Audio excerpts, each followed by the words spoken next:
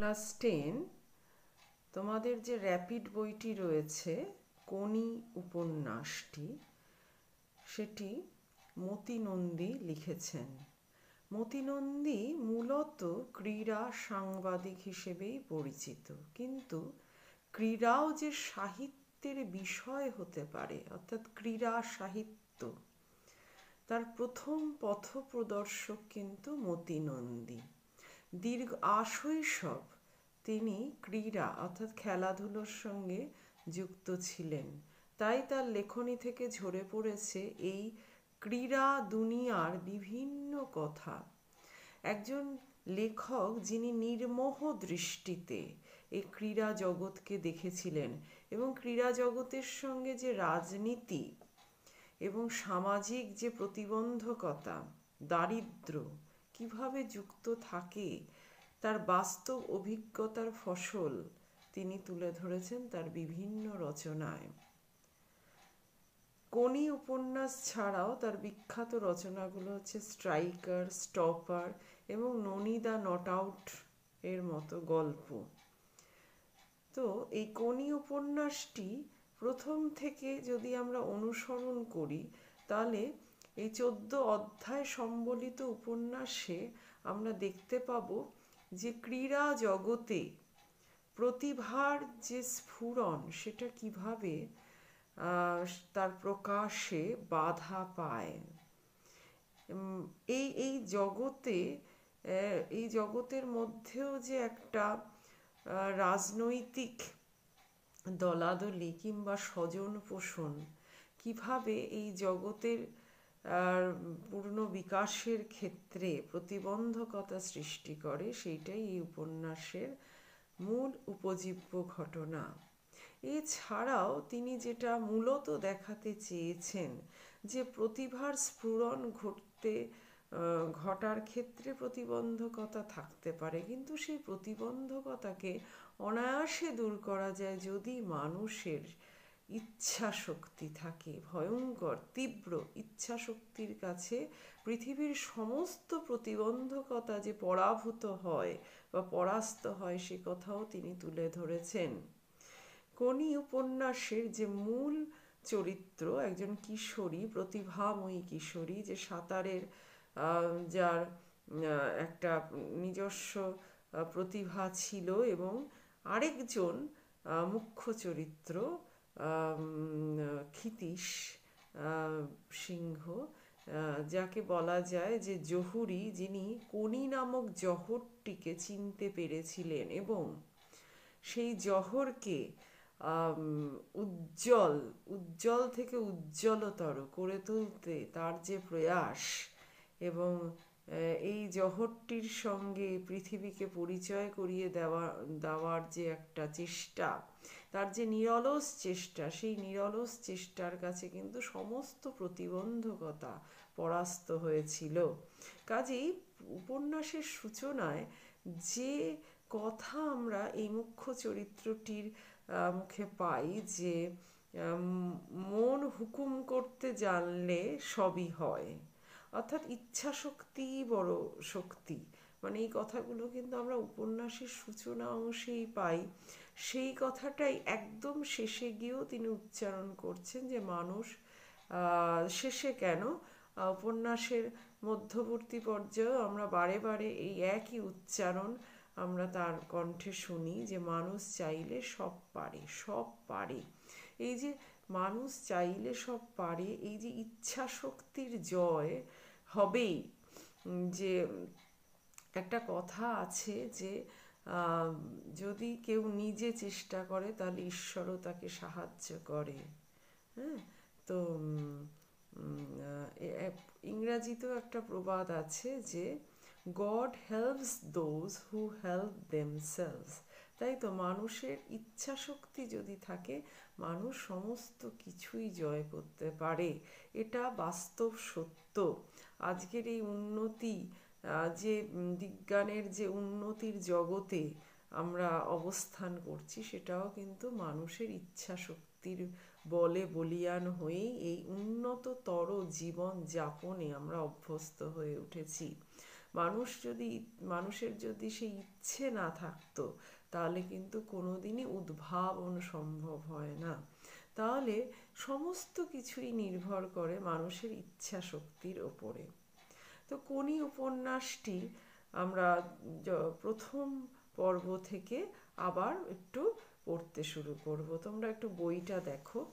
উপন্যাসের একদম প্রথম যে অধ্যায়, সেখানে কি পাচ্ছি দেখো। প্রথমেই বলছে, আজ বারুনি গঙ্গায় আজ কাঁচা আমের ছড়াছড়ি। আজ বারুনি বলতে, বারুনি হচ্ছে কৃষ্ণ চতুর্দশী তিথিতে গঙ্গায় ফল নিবেদনের মাধ্যমে পুণ্য স্নানাদি, এবং এইটা হচ্ছে পুণ্য স্নানের দ্বারা কৃষ্ণপক্ষ, আরেকবার বলছি কৃষ্ণপক্ষ, তোমরা শুক্লপক্ষ কৃষ্ণপক্ষ আশা করি জানো।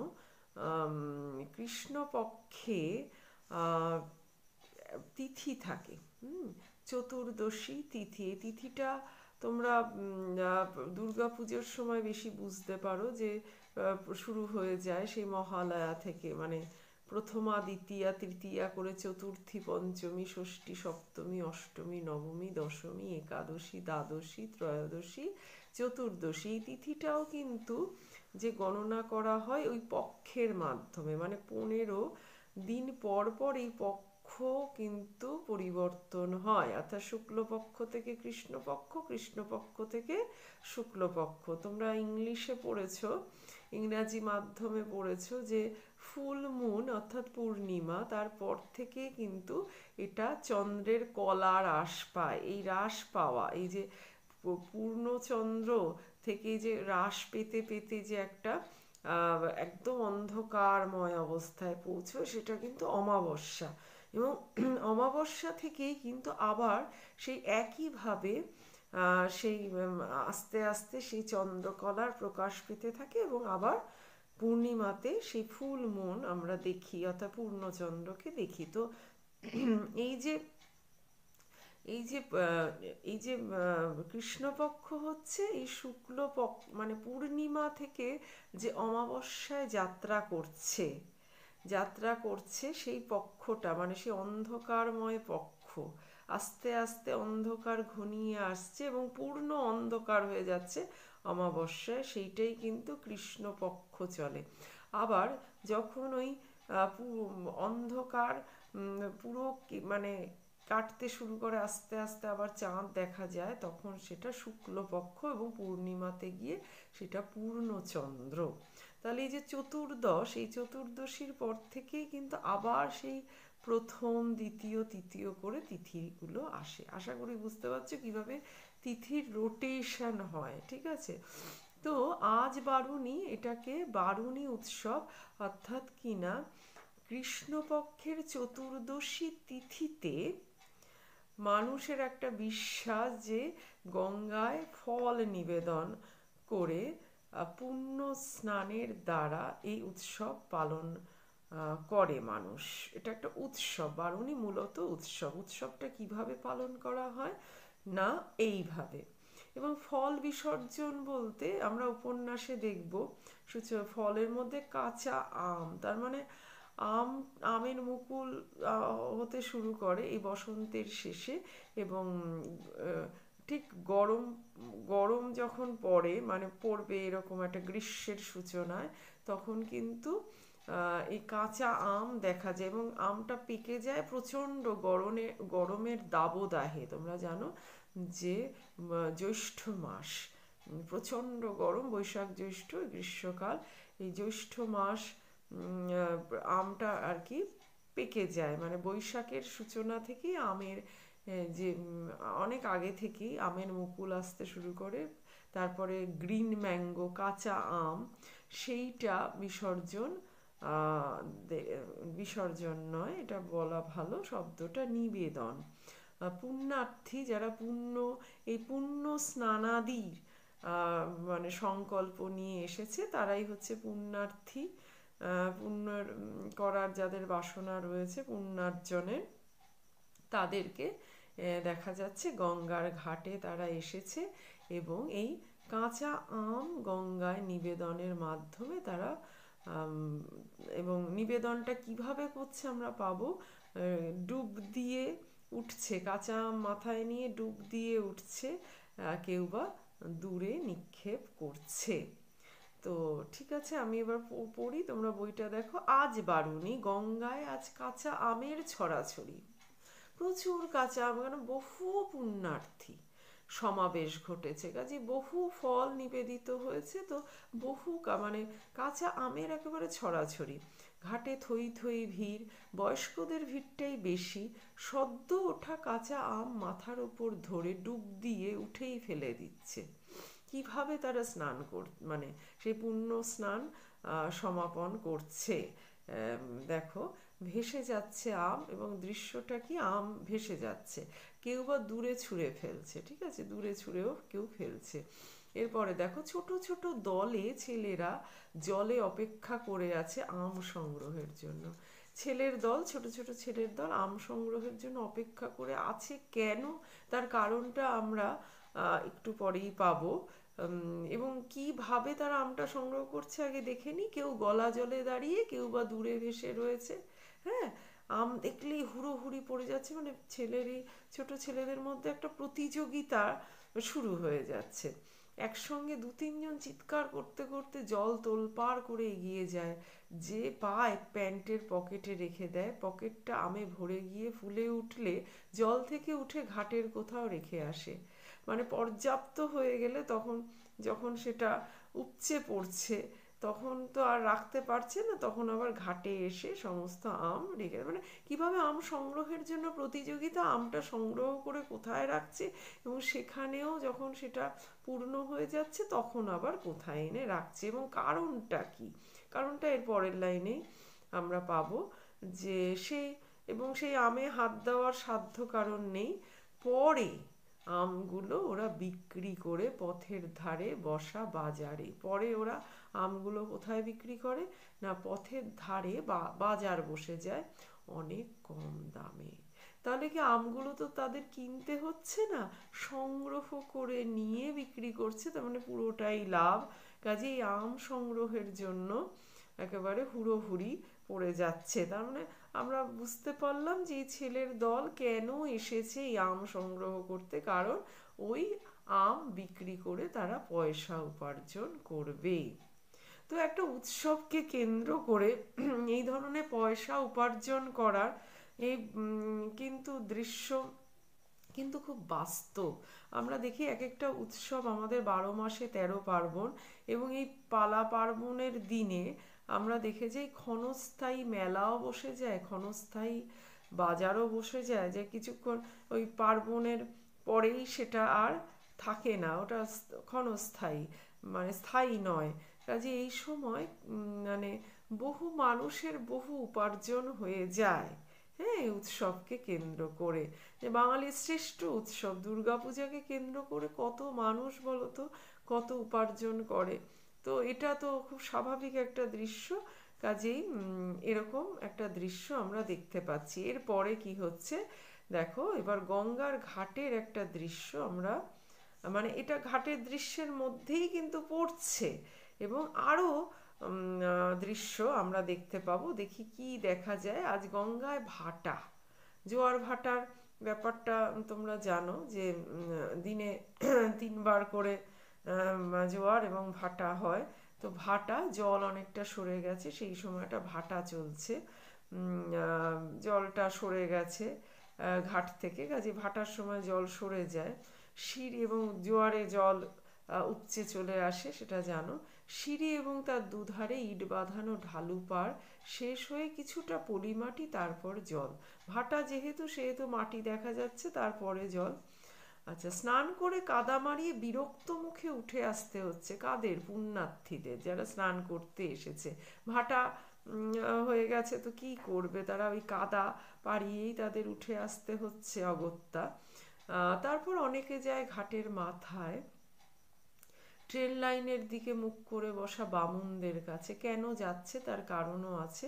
যারা পয়সা নিয়ে জামা কাপড় জমা রাখে, অর্থাৎ তারা যখন স্নানে এসেছিলেন তখন কিছু জামা কাপড় বা তাদের যে সঙ্গে যে সমস্ত জিনিসপত্র সেগুলো তো কোথাও রাখতে হবে, তো পয়সা দিয়ে সেখানে রেখেছে। এবং কাদের কাছে রেখেছে না, বামুন, মানে এরা কিন্তু বামুন বলতে ব্রাহ্মণ, মানে পৌরোহিত্য করা যাদের কাজ, তো তারা আবার জামা কাপড়ও রাখছে, মানে তাদের অতিরিক্ত উপার্জনের একটা রাস্তাও তারা তৈরি করে নিয়েছে। আর কি করছে তারা, গায়ে মাখার সর্ষে বা নারকেল তেলও তারা দিচ্ছে এবং কপালে চন্দনের ছাপও এঁকে দিচ্ছে। অর্থাৎ স্নান করতে যাওয়ার আগে ওই তেল দিয়ে দিচ্ছে, স্নান সেরে তাহলে যখন আবার সেই জমা করা জিনিস পয়সা দিয়ে সেগুলো নিচ্ছে, তখন কপালে চন্দনের ছাপও দিয়ে দিচ্ছে। মানে চন্দন তোমরা জানো পুজোর একটা উপকরণ এবং পবিত্রতা, শুদ্ধতার চিহ্ন এবং মাঙ্গলিক চিহ্ন, তো সেইটা এঁকে দিচ্ছে। রাস্তার একধারে বসা ভিখারিদের অনেকে উপেক্ষা করে, কেউ কেউ আবার করে না। কেউ উপেক্ষা করছে, কেউ আবার কিছু পয়সা দেয়। দুধারের ছোট ছোট নানান দেবদেবীর দুয়ারে ও শিবলিঙ্গের মাথায় ঘটি থেকে গঙ্গা জল দিতে দিতে কাঠের, প্লাস্টিকের, লোহার, খেলনার এবং সাংসারিক সামগ্রীর দোকানগুলির দিকে কৌতূহলী চোখ রেখে অধিকাংশই বাড়ির দিকে এগোবে। খুব স্বাভাবিক, তারা তাদের পুণ্যকর্ম সমাপনের পরে তারা যখন যাচ্ছে রাস্তা দিয়ে, তো সেই মেলার দিকে, যে একটা মেলা বসে গেছে তার দিকে তো দৃষ্টি যাবেই, তো সেই দিকে তাদের দৃষ্টি যাচ্ছে। এবং সেখান থেকে তারা এই যে ক্ষণস্থায়ী যে বাজার, সেখান থেকে তারা বাজারও করছে। পথের বাজার থেকে ওল বা থোড় বা কলম বা লেবু ধরনের কিছু হয়তো কিনলেও কিনতে পারে। তারপর রোদে তেতে ওঠা রাস্তায় খালি পা দ্রুত ফেলে বাড়ি পৌঁছবে বিরক্ত মেজাজে। কেন, পায়ে কাদা কাদা মেখে উঠে এসছে। এবং কিছু বাজারও তারা করছে। কি কি বাজার করছে দেখো, ওল বা থোড়, এটা সবজির মধ্যে পড়ে। কলম বা লেবু, অর্থাৎ বাতাবি লেবু, কলম বা লেবু মানে বড় লেবু, বাতাবি লেবু, সেই সব কিনে তারা যাচ্ছে, তারা প্রত্যাবর্তন করছে যে যার নিজের বাড়ির দিকে। তার মানে সেটাই তাদের গন্তব্য, তো সেই দিকে তারা যাত্রা করেছে। তো এইখানেই আজকের এই ভিডিওতে এইটুকুই বলছি। কেন, ঘাটের দৃশ্য কিন্তু আরও রয়েছে। হ্যাঁ, বারুণীর দিনে যে ঘাটের দৃশ্য, সেটা কিন্তু খুব একটা গুরুত্বপূর্ণ প্রশ্ন। হ্যাঁ, ঘাটের দৃশ্যের মধ্যে কিন্তু আমরা অনেক কিছুই পাবো, সব কিছু লিখব না। মানে ঘাট ঘাট মানে ঘাটের চারপাশের যে দৃশ্য, সেইটাই কিন্তু লিখতে হবে। যে ঘাট অতিক্রম করে যখন রাস্তায় চলে আসছে, সেইখানে যে বাজার বসেছে, সেই বাজারের দৃশ্য কিন্তু নয়, কেবলমাত্র ঘাটের দৃশ্য। তো এই দৃশ্য আরও অনেক রয়েছে। এই ভিডিওতে এই পর্যন্তই, পরের ভিডিওতে আবার পরের অংশ থেকে বলছি।